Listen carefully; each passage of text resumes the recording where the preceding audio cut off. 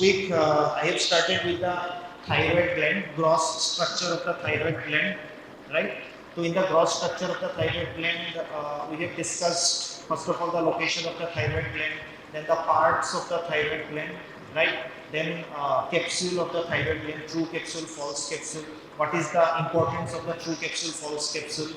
Okay, and then we have done a comparison between the true and false capsule of thyroid gland and the prostate gland, followed by the parts, okay, and surfaces and borders. While discussing about the surfaces and borders, I have shown you the important relations of surfaces and borders, right?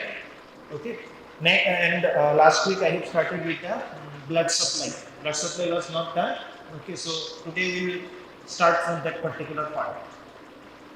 Now, as I said, any endocrine gland having rich blood supply, any endocrine gland will have rich blood supply. So you have to know the source from where it is getting the blood. So what about thyroid gland, from where it is getting the blood? I am talking about arterial supply, superior and inferior thyroid artery.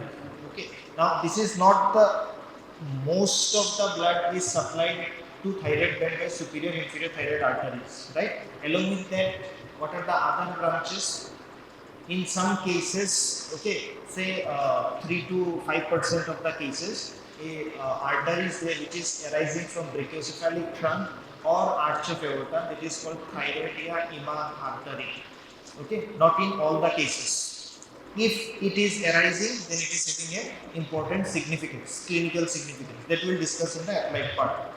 Along with that, the other branches include the branches derived from esophageal and tracheal branches. That means the arteries which are supplied in the esophagus and the trachea, they are also supplying the thyroid gland. These are additional branches, or you can say reinforcement, okay, to the thyroid gland. But mainly two arteries are there, superior and inferior thyroid artery. Okay. Yeah. Now, what about the superior thyroid artery? It is a branch of external carotid artery. Now, you have to remember one thing, whenever you are writing about the blood supply of thyroid gland, please listen carefully. Okay, two arteries are there, superior and inferior thyroid artery. Both the arteries are related with two different nerves. Okay, both are the branch of vagus, but two different nerves. And you have to mention about those two nerves whenever you are writing about the superior and inferior thyroid artery. Is it clear? Okay. Now, which nerves? That already we have discussed, and again I'll explain you which are the two nerves related to this superior and inferior thyroid artery. Okay. Now, if you see the superior thyroid artery is a branch of external carotid artery, first branch of the external carotid artery. Once it arises, it runs downwards and forwards. After arising, it will run downwards and forwards, and it is accompanied by external laryngeal nerve. As you can see, it is accompanied by external laryngeal nerve. Now, both the nerve and the artery will go towards the apex of the lateral lobes, both the side. Okay, and after that, what will happen? The nerve will leave the artery near the upper pole of the thyroid lobe. Okay, just near the upper pole, the nerve will leave the artery. Okay. Now, so nerve is going in different direction. Next, what will happen? At the apex, the artery will divide into two branches, anterior and posterior branch. Okay. Now let me show you the diagram. Yeah. Can you see the diagram? Can you identify the superior thyroid artery? So see, this is the superior thyroid artery. Okay, this is the external carotid artery, this is the internal carotid artery. So from here you can see the superior thyroid artery is arising, right? So superior thyroid artery, when it is going forward and downwards, it is accompanied by external laryngeal nerve.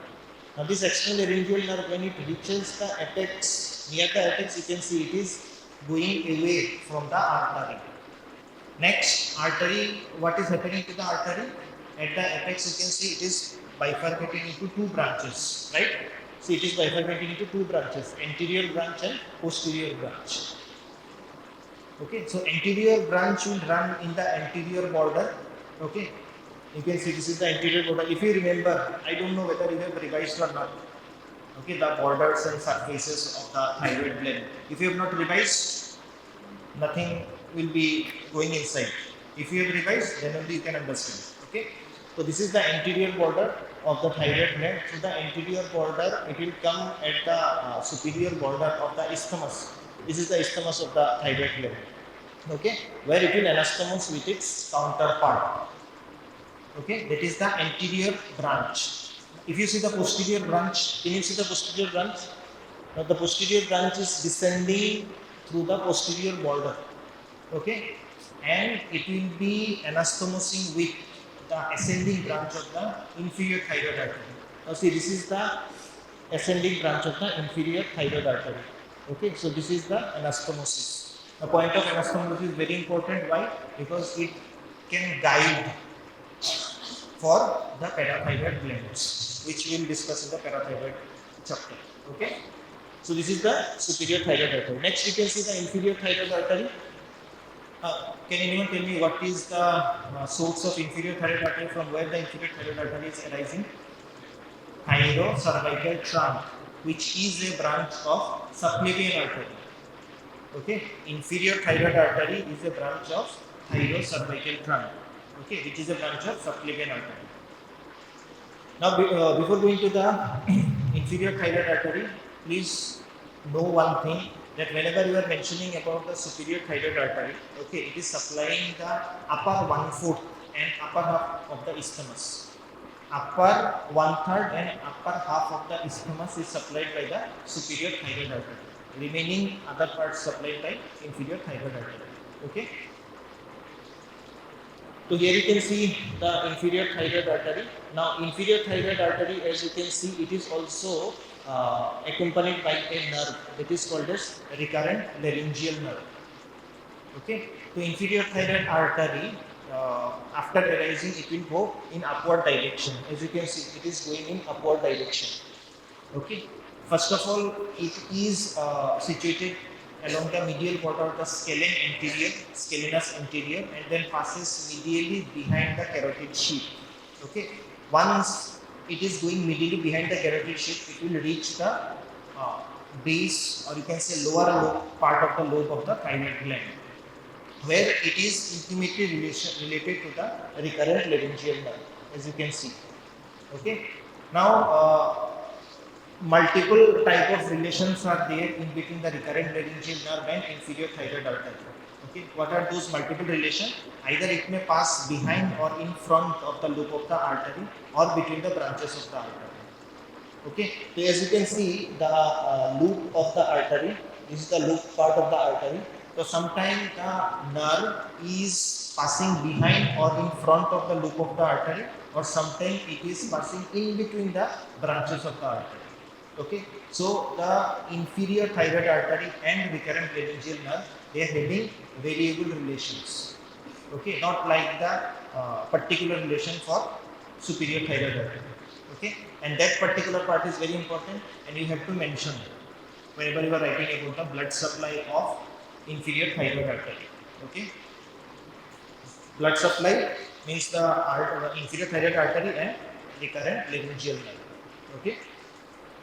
Next, this inferior thyroid artery, first of all, it will be giving some glandular branches, 4 to 5 glandular branches, which will supply the thyroid gland. Along with that, it also supplied with the inferior parathyroid glands. Okay, and ascending branches there.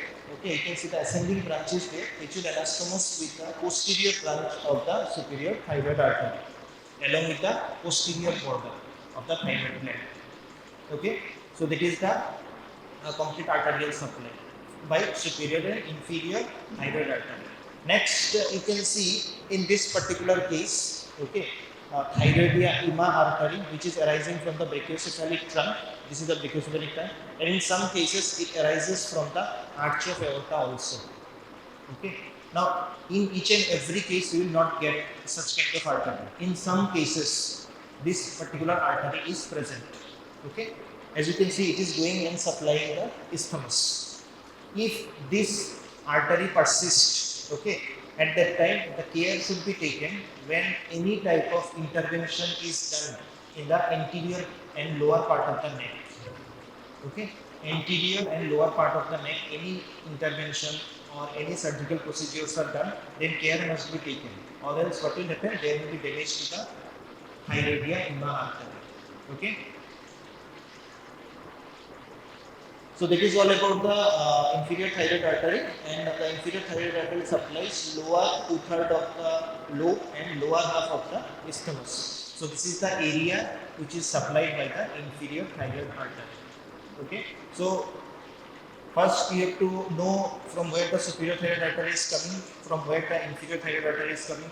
Both the arteries are related to which nerve.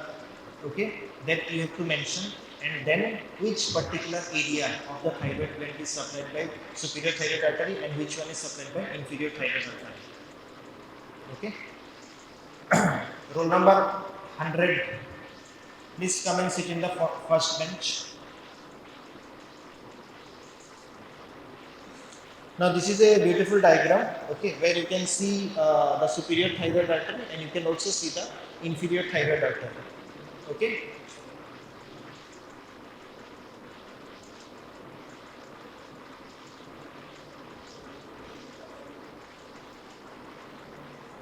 So what you can see over here, the superior thyroid artery, as I said, it is accompanied by external laryngeal nerve, which you can see in the diagram, okay, and then the inferior thyroid artery, which is accompanied by recurrent laryngeal nerve, okay, as you can see in the diagram. Okay, both the nerves are very important because during the time of thyroidectomy, this particular nerve can get damaged, so care has to be taken. Detail will be discussed in the applied part. And you can see the anastomosis also between both the branches, posterior branch, and this is the ascending branch of the inferior thyroid artery.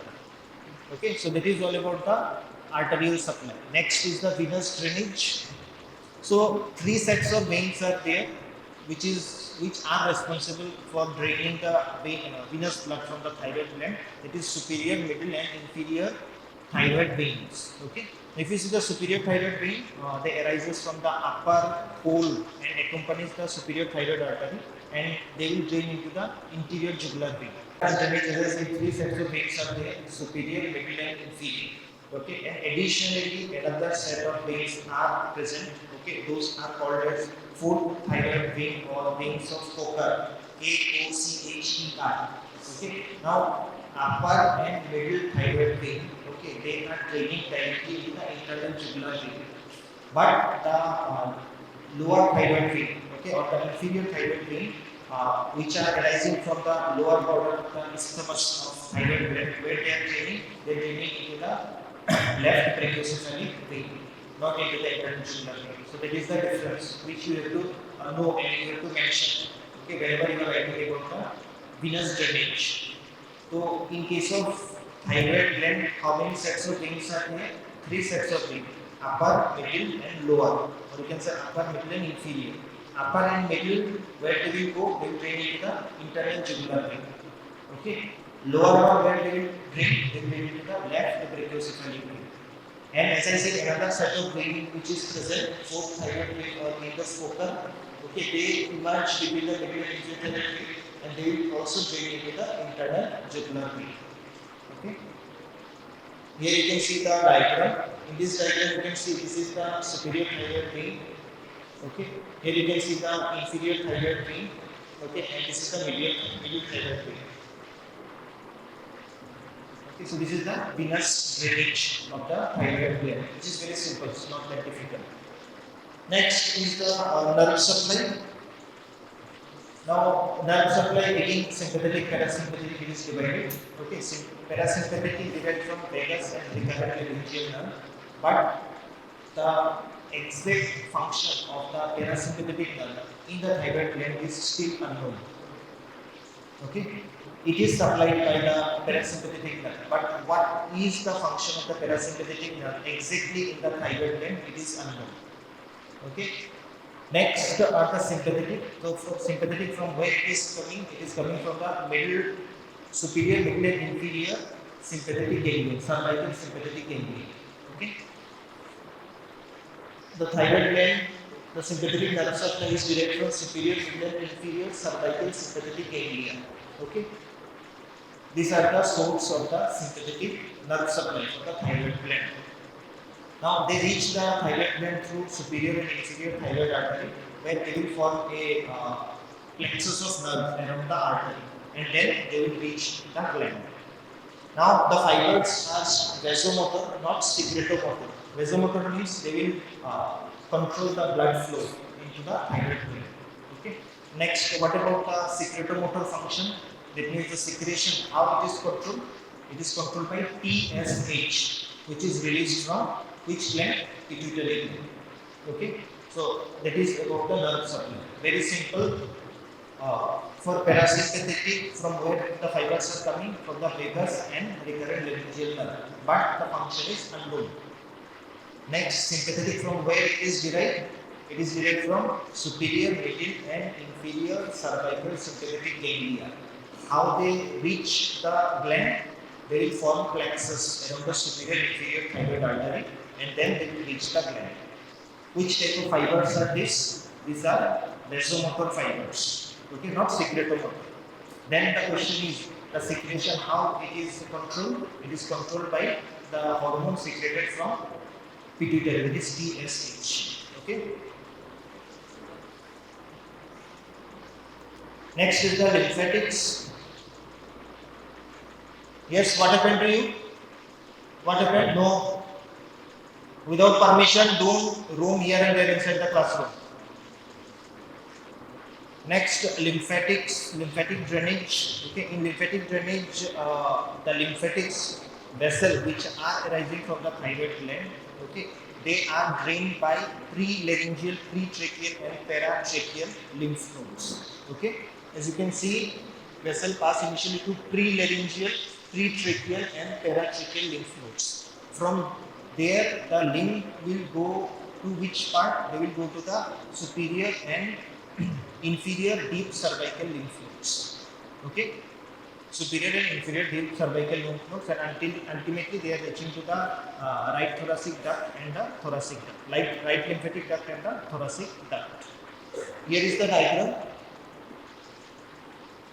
Okay, here is the diagram. Now in this diagram you can see these are the pre-laryngeal lymph nodes. Okay, and here you can see these are the pre-tracheal lymph nodes. So initially the lymph is drained to this particular lymph nodes. Okay, and along with that you can also see there are some lymph nodes which are situated around the recurrent laryngeal nerve.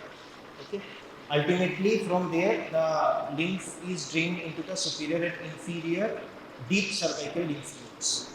Okay, now there is a topic called cervical lymph nodes. I don't think so you have studied about that.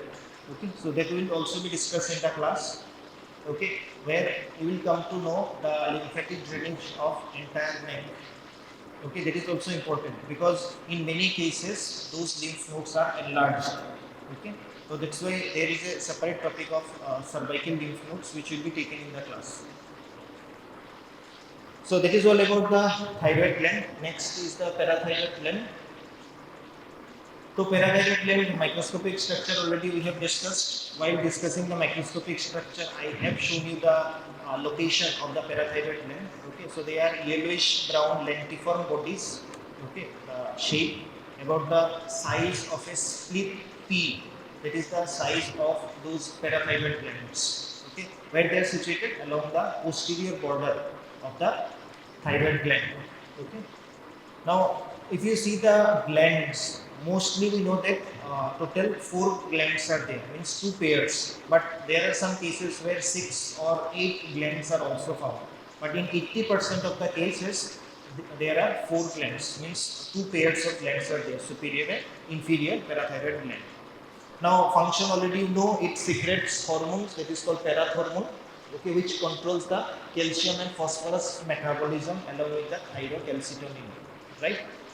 Now, if you see the dimension of the thyroid gland already I have discussed and I have shown you. If you see the dimension of the parathyroid gland, these are extremely small. As you can see, 6 millimeter in length, 3 to 4 millimeter in breadth, and 1 to 2 millimeter in thickness. Okay, that means these are very small.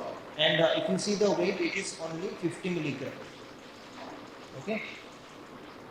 Next, when any surgical intervention is done at that time, how to find out the parathyroid glands? The best way is what we have to do, the longitudinal, we have to trace the longitudinal anastomosis between the superior and inferior thyroid arteries, okay, which can guide the proper identification for the parathyroid gland.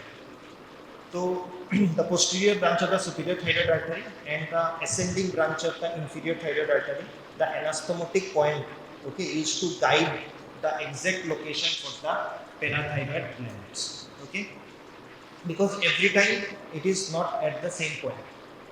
Now, you have to understand the location of the superior and inferior parathyroid gland. Superior parathyroid gland, the location is particular, okay, it is not changing. But the location of the inferior parathyroid gland, it is variable. Some variations are there, okay. So, what is the position of the superior parathyroid gland? Okay, so anastomosis between, as I said, superior and inferior thyroid arteries usually is a good guide to locate the parathyroid glands. Okay.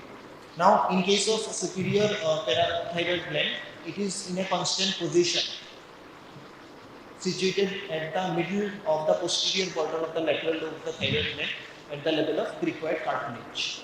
Okay, so at the level of cricoid cartilage, at the middle point of the anastomosis between the superior and inferior thyroid artery, it is the location for superior parathyroid gland, and which is constant in its position.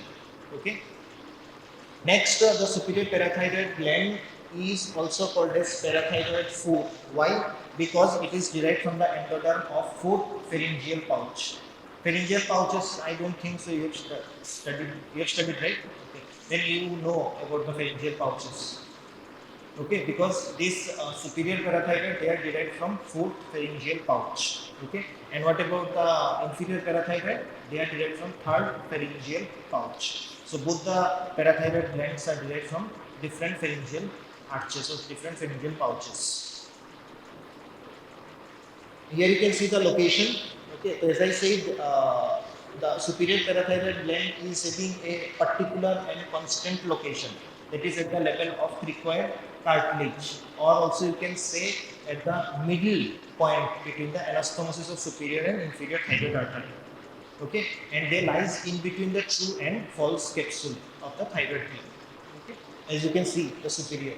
Next, the inferior parathyroid gland. Okay, inferior parathyroid gland, the position of the inferior parathyroid gland is not same.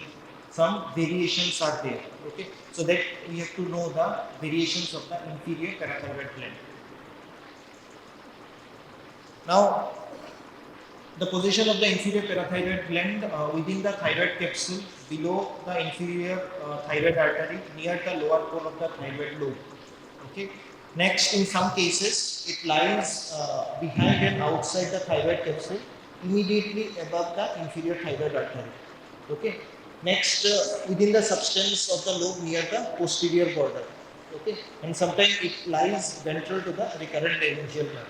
So, in this case, a particular position is given. Here you can see inferior parathyroid gland. Okay. And here you can see the ascending branch of the inferior thyroid artery.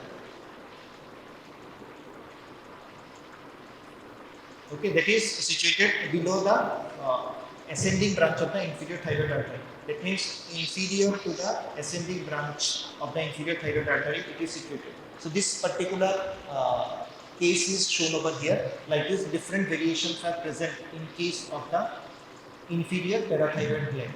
Okay, inferior parathyroid gland जो होता है, इसका जो position है, हर time same नहीं होता है, अलग-अलग position होता है. Okay, in this diagram, एक position दिखाया है, where you can see it is situated below or inferior to the ascending branch of the inferior thyroid artery, as you can see in the diagram. Okay, sometimes it is situated behind and outside the thyroid capsule. Okay, then sometimes it is situated within the substance of the lobe near the posterior border. Like this, different positions are there of the inferior parathyroid gland. Okay. Next, to this Parathyroid gland, these are also endocrine glands, right?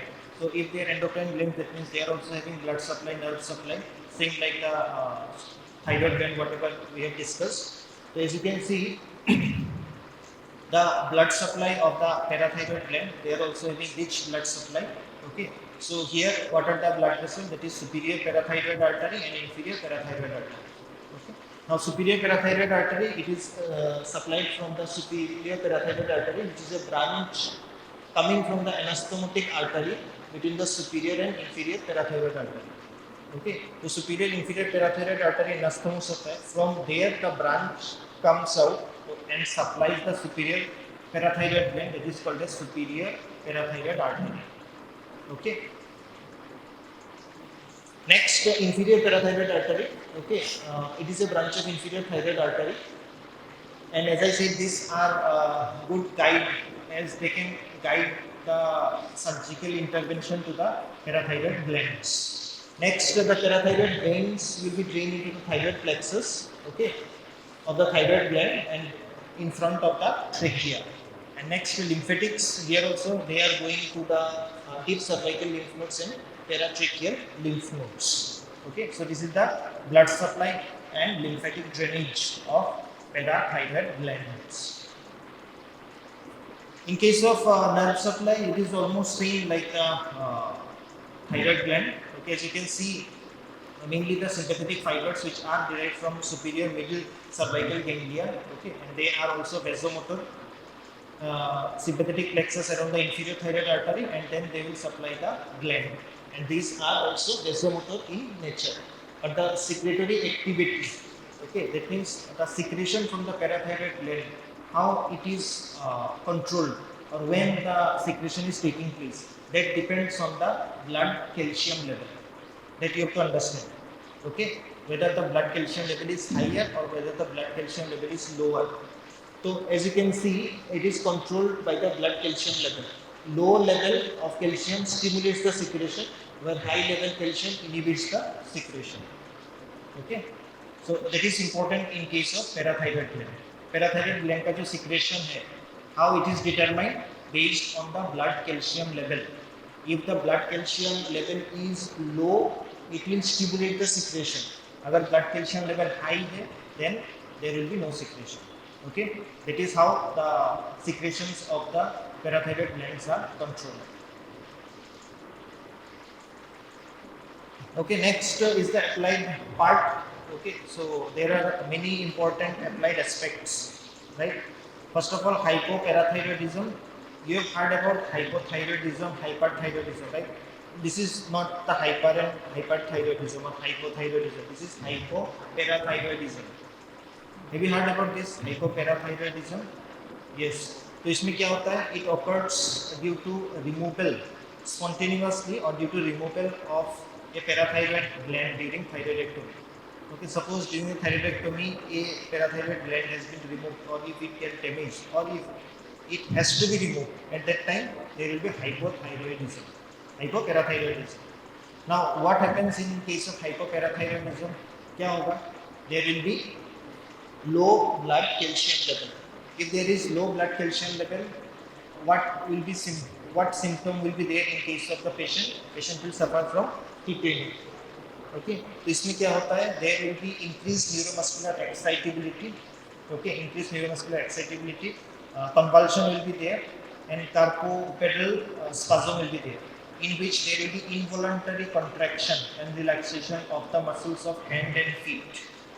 Okay, can be seen in case of tetany, and that occurs when there is very low amount of blood calcium level. Next is hyperparathyroidism. इसमें क्या होता है?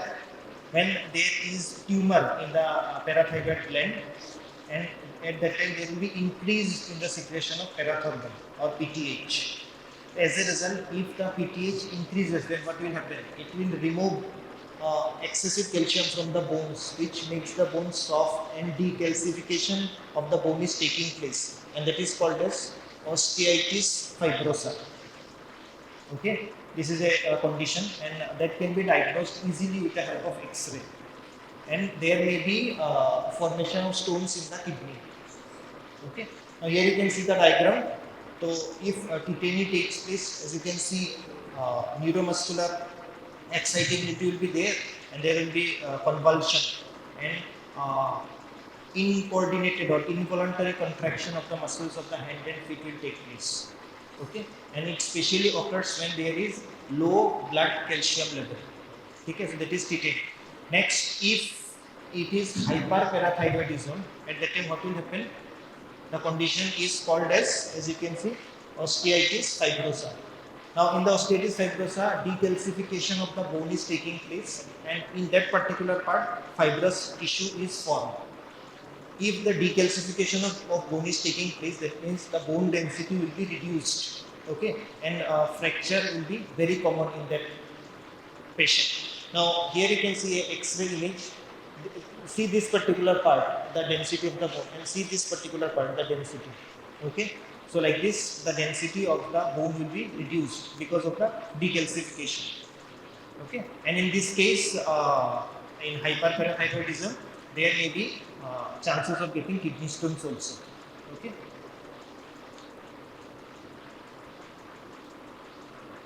Okay, next is the thyroid inner artery. As I said, some cases are there where thyroid inner artery is present, and I have shown you the diagram. So, if the thyroid inner artery is present, so if any surgical intervention is done in the interior part of the neck, care has to be taken, or else there will be damage to the artery and there will be severe bleeding. Okay. Next, in case of congenital anomaly, thyroglossal fistula or thyroglossal cyst may be present, and along with that there may be ectopic thyroid. Okay, both are different, not same. So what is this thyroglossal fistula? If the thyroglossal duct persists, okay, if there is persistence of the thyroglossal duct, it will lead to the formation of thyroglossal cyst. If the thyroglossal cyst is present, at that time what will happen? Usually they are present inferior to the body of the hyoid bone and forms a swelling in the anterior part of the neck, which can be seen easily. Okay, that is the thyroglossal cyst. Next, what is the ectopic thyroid? Means the thyroid tissue, okay, in different areas along with the course of the thyroglossal duct. That condition is called as ectopic thyroid. Okay. Now, it may occur at the base of the tongue, and it is called as lingual thyroid, above or behind or below the hyoid bone. These are the areas where you can see a thyroid tissue. Okay, because thyroglossal duct is extending in that particular area. Now, here is the diagram where you can where you can see a lingual thyroid is present. Okay, that means a base at the base of the tongue, thyroid tissue are present. So these are congenital anomalies of the thyroid gland. Okay. So when you will be studying about the embryology of the thyroid gland, at that time all those things will be discussed. See the thyroglossal cyst. Okay. When there is persistence of the thyroglossal duct. Okay, next enlargement of the thyroid gland. Okay. Now, when the enlargement of the thyroid gland is taking place, there are different conditions where the enlargement of the thyroid gland is taking place during the time of pregnancy, during the time of menstruation. Okay, or if there is any swelling taking place in the thyroid glands. So that is different. Now, if there is non-neoplastic and non-inflammatory changes in the thyroid gland, and if there is no pregnancy, no menstruation, apart from this, if the enlargement is taking place in the thyroid gland, then it is called as goiter. And why the goiter occurs? Due to deficiency of iodine. Okay. While discussing about the histo, I have explained it about the importance of the iodine. Okay, that thyroid is only the gland which depends on external source for production of hormone, that is iodine. Okay, so deficiency of that will cause enlargement of the gland, that is called as goiter. Now, when the gland is enlarged, and the question is, if the gland is enlarged, then what will happen? Any idea? the thyroid gland, if it is getting enlarged, then what will happen? So you have to think the structures which are associated with the thyroid gland. For example, trachea is there, esophagus is there, recurrent laryngeal nerves are there, right? That means those structures will get compressed. Okay, now if those structures will get compressed, patient will suffer from different types of symptoms. Okay, so that is the correlation. Now, as you can see, the gland enlarges and causes a swelling in the neck that compresses the trachea, esophagus, and recurrent laryngeal nerve. So, if the trachea is compressed, then there will be difficulty in breathing. If there is compression in the esophagus, difficulty in swallowing. If there is compression in the recurrent laryngeal nerve, there will be hoarseness of the voice. Okay, so like these different symptoms will be there. Next, when the enlargement is taking place, at that time in which direction it will enlarge and in which direction it will not enlarge. जब enlargement होता है, in a particular direction it will move, right?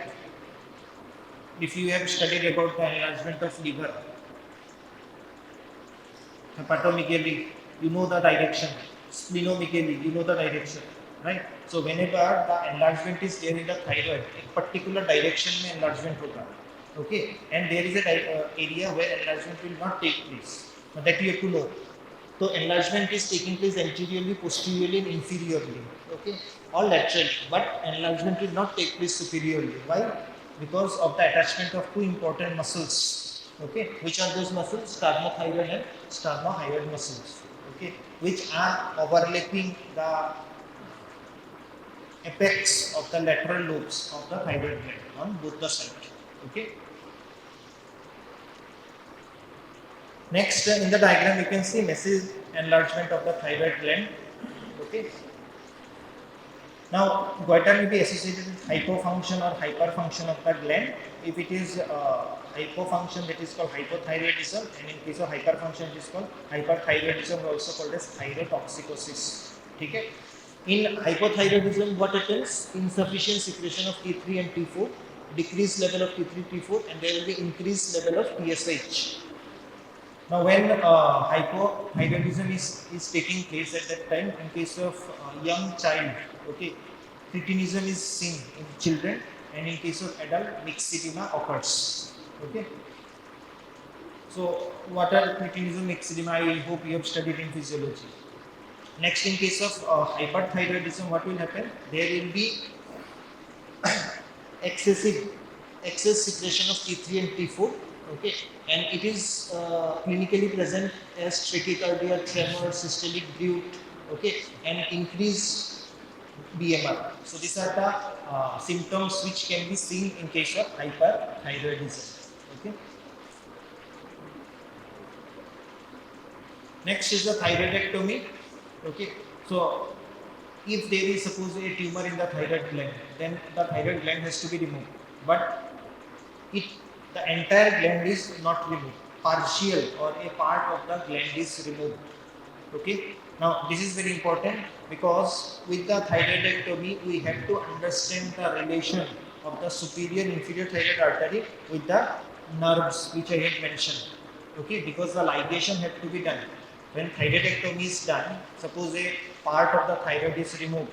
Okay, in relation to that you have to ligate the artery, or else what will happen? Continuous blood flow will come through that artery. Okay, as a result, leakage of the blood will take place. Okay, so during the time of this particular type of surgeries, the ligation has to be done. Okay. Now, excision of a malignant tumor from the thyroid gland or other surgical procedure is done where a small part of the gland is removed. Okay.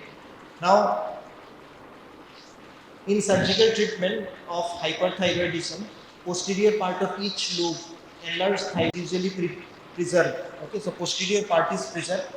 Along with that, the parathyroid glands are also preserved during the thyroidectomy. So this particular procedure is also called as near total thyroidectomy. Okay, and along with that, we also have to spare the recurrent and superior laryngeal nerves. Okay, while doing the surgery. Next, in case of thyroidectomy, ligation of the thyroid arteries are done. that you have to understand. The superior one and inferior one, the point of the ligation is not same, it is different. Okay, and from here the question comes during the time of exam. Okay, so please listen it carefully. तो क्या होता है, the superior thyroid artery, if you see, and the external laryngeal nerve, what is the relation? Superior thyroid artery and external laryngeal nerve का relation क्या है? Both the artery and nerve diverge near the apex of the lateral lobe, okay, from each other, and the artery lies superficial to the nerve. Therefore, during thyroidectomy, superior thyroid artery has to be ligated close to the apex of the thyroid lobe to avoid the injury of the external laryngeal nerve. Okay, so what has to be done in case of superior thyroid artery? The artery is ligated close to the apex of the lateral lobe to avoid the injury to the external laryngeal nerve. Okay. Next, if you see, the recurrent laryngeal nerve lies very close to the inferior thyroid artery near the base of the thyroid lobe. Okay, that is the relation of the recurrent laryngeal nerve and inferior thyroid artery. So at that time, what should be done? Therefore, during thyroidectomy, inferior thyroid artery should be ligated away from the base, so that there will be no possible injury to the recurrent laryngeal nerve. Okay, तो जो apex वाला part है, in that you have to ligate the artery close to the apex, superior thyroid artery. Inferior thyroid artery you have to ligate away from the base, so that there will be no injury to the recurrent laryngeal nerve. Okay. Now see the diagram. I hope you can see the superior thyroid artery and you can see the external laryngeal nerve. Okay. See, the artery is lying superficial to the nerve. So here the ligation is done close to the apex. Okay. Next, here you can see this is the inferior thyroid artery and this is the recurrent laryngeal nerve and this is the external laryngeal nerve. So in this case, the ligation is done away from the base of the thyroid gland to avoid the injury to recurrent laryngeal nerve. Okay, during thyroidectomy.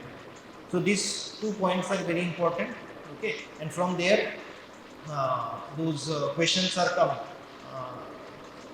high order thinking questions or 3 marks question which you have got during this particular exam. Okay, in this from the applied anatomy of thyroid gland, these are this sort of questions which you can expect. Okay, so that is all about the applied part. Next, palpitation of the thyroid gland.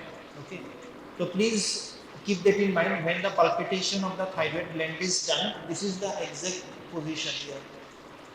This is the exact position to palpate the thyroid gland. Now, why the thyroid gland can be palpated? Any idea? Because it is present superficially. In the beginning, I have mentioned that thyroid is the only endocrine gland in our body which is present superficially. Other glands, endocrine glands, situated deep. Can you palpate the pituitary gland? No. Can you palpate adrenal gland in our body? No, because they are situated deep in the body. That's why you can't palpate. But thyroid is the gland which is situated superficially. So that's why thyroid gland can be palpated easily. Now just see the diagram how the thyroid gland is palpated. Now there are certain steps in order to palpate the thyroid gland. Okay, means you have to follow those steps one by one. Okay, first of all you have to put the index finger in the tip of the chin. Okay, index finger, any hand, right hand or left hand, you have to put the index finger in the tip of the chin.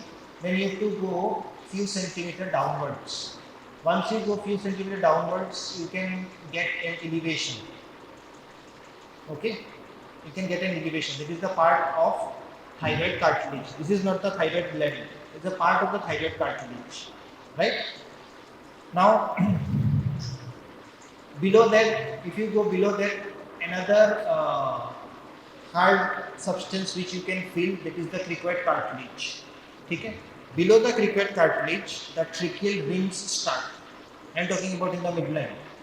Okay, below the cricoid cartilage, the tracheal rings start. So first few tracheal rings, 2 to 4 tracheal rings will be covered by the isthmus of the thyroid gland. Okay, so that particular part you can feel the isthmus. Okay.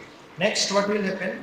Run the index finger down the free edge of the thyroid cartilage. Okay, free edge of the thyroid cartilage. Next, the cricoid cartilage, and then below the cricoid cartilage, you see tracheal rings are there, and the tracheal rings are covered by isthmus. So you can feel the isthmus also. Okay. Next, what will happen? Place the thumb on the like this. Place the thumb on the back of the neck, as you can see in the diagram. Can you see the thumb? It is placed on the back of the neck. Then you will ask the patient to do gentle flexion of the neck. Okay.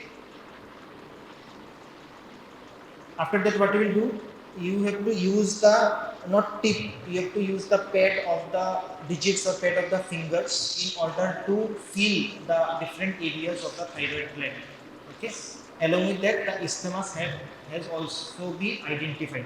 Has to be identified. Okay. Next, gently draw the fingers 1 to 2 centimeter laterally. From the midline, you have to go laterally 1 to 2 centimeter. Why? So that you can palpate the lateral lobes of the thyroid gland. Next, what you have to do, you have to assess if there is any assimilarities on both the lobes. Okay, from the midline, as you go laterally 1 to 2 centimeter, what you will get, you will be getting the lateral lobes of the thyroid gland. Okay, and in that case, slight flexion is required.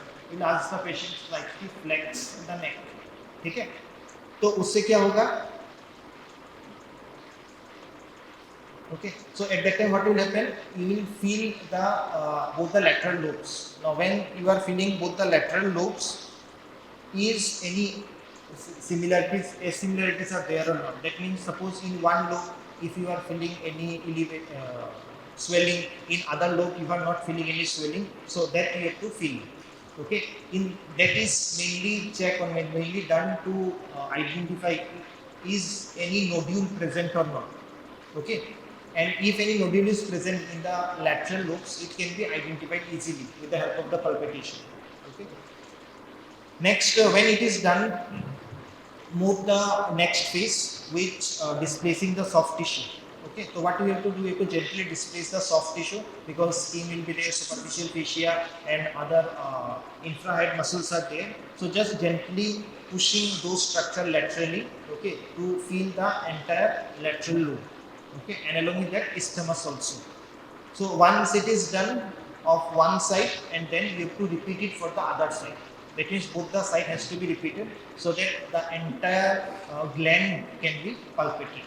So these are some steps which are followed in order to palpate the thyroid gland. Okay? Because thyroid is placed superficially, so easily it can be palpated. Directly, whenever a problem is there, okay, first of all, the surgeon or the doctor will palpate the gland to see whether any abnormalities are there or not. After that, different type of scans are there. For example, this nowadays with the help of ultrasound, easily any type of nodule in the gland can be identified. Moreover, CT scan and other scans are also there, sophisticated scans. With the help of that also, any type of pathology in the thyroid gland can be diagnosed easily. Okay. Okay, so this is all about the thyroid and parathyroid gland. Okay. So in thyroid parathyroid gland, everything is done starting from the gross to applied and histo also. Okay. Okay, thank you. And as I have mentioned before starting the class about the logbook, okay, please take it seriously. The moment I will share the notes, start writing. You will be getting hardly 1 week or 10 days to complete the logbook, where only you have to write the dates.